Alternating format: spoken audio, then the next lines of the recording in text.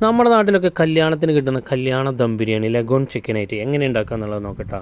ഒരു പാത്രം അടുപ്പത്ത് വെച്ച് ചൂടായി വരുമ്പോഴേക്ക് സൺഫ്ലവർ ഓയിലോ വെളിച്ചെണ്ണയോ ചേർത്ത് കൊടുക്കാം. പെരിഞ്ജീരകം ചേർത്ത് കൊടുക്കുക ഒരൽപ്പം അതിലേക്ക്. ചൂടായി വരുമ്പോൾ പച്ചമുളക് ഇട്ട് കൊടുക്കുക, സവാള ചേർത്ത് കൊടുക്കുക, പാകത്തിന് ഉപ്പ് ചേർത്ത് കൊടുക്കുക. എന്നിട്ടൊന്ന് ഇളക്കി യോജിപ്പിക്കുക. അന്ന് ചെറുതായിട്ടൊന്ന് വെന്ത് വരുമ്പോൾ അതിലേക്ക് ഇഞ്ചിയും വെളുത്തുള്ളിയും കൂടെ ചതച്ചത് ചേർത്ത് കൊടുക്കട്ടെ. അതിലേക്ക് 2 തക്കാളി കൂടെ ചേർത്ത് കൊടുക്കുക. എന്നിട്ടേക്ക് മസാലപ്പൊടികൾ ചേർത്ത് കൊടുക്കുക. മഞ്ഞൾപ്പൊടി, ഗരം മസാല, കുരുമുളക് പൊടി, വേറെ ഒരു മസാലയും ചേർക്കേണ്ട ആവശ്യമില്ല കേട്ടോ. എന്നിട്ട് ഇതിലേക്ക് ഒന്ന് ഇളക്കി യോജിപ്പിച്ചതിന് ശേഷം അതിലേക്ക് തൈര് ചേർത്ത് കൊടുക്കുക. തൈരും ചേർത്ത് കൊടുത്തതിന് ശേഷം നമ്മൾ വേവിച്ച് വെച്ച ചിക്കൻ ഇട്ടാൽ വേവിച്ച് ഈ ലഗോൺ നന്നായിട്ട് വേവാണ്ട് അത് തന്നെ കുക്കറിൽ ലോ ഫ്ലെയിമിൽ ഒരു 3 വിസിലടിച്ചെടുത്താൽ മതി കേട്ടോ. 3/4 ഭാഗം വെന്തതിൻ്റെ ശേഷം ഈ മസാലയൊക്കെ ഇടുന്നിട്ട് ബാക്കിയുള്ള ഭാഗം കൂടെ വേണം.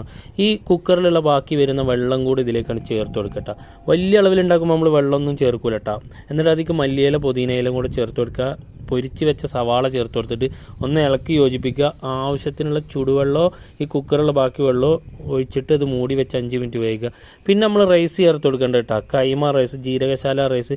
1 കപ്പ് അരിക്ക് 1.5 കപ്പ് വെള്ളം എന്ന രീതിയിൽ ഒഴിച്ചിട്ട് വേവിച്ചെടുത്ത റൈസാണ് നമ്മളിതിൽ ഇട്ട് കൊടുക്കേണ്ടത്. 1 ലെയർ മസാലൻ്റെ മേലെ ഇട്ടിട്ട് അതിൻ്റെ മേലെ മല്ലിയില പുതിനയില സവാള പൊരിച്ചും കൂടെ ഇട്ട് കൊടുക്കുക.